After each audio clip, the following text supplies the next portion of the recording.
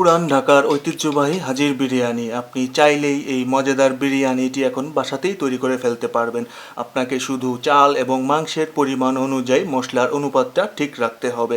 তাহলে চলুন দেখে নেই কীভাবে তৈরি করে ফেলা যায় এই মজাদার খাসির বিরিয়ানিটি।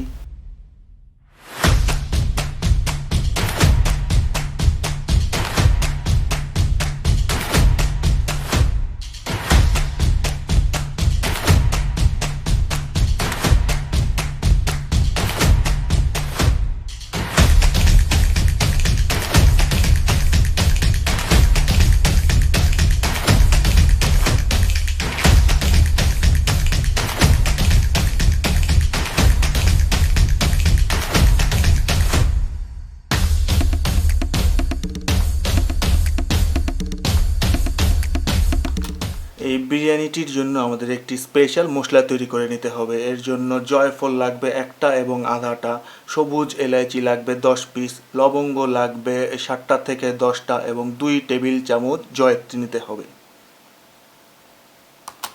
আরও লাগবে 2-4 চামচ সাদা গোলমরিচ এবং 1 ইঞ্চি করে 3 পিস দারচিনি।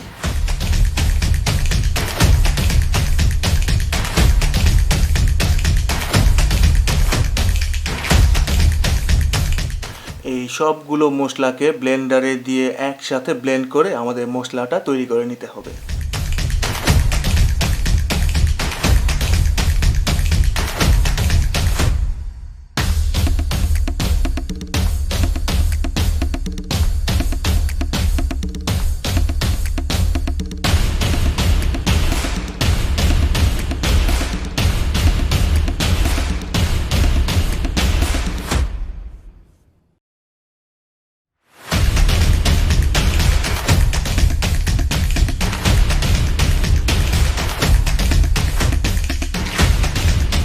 দুই কেজি খাসির মাংস এবং 1 কেজি পোলাওয়ের চালের জন্য আমরা এই বিরিয়ানির মশলাটা তৈরি করছি।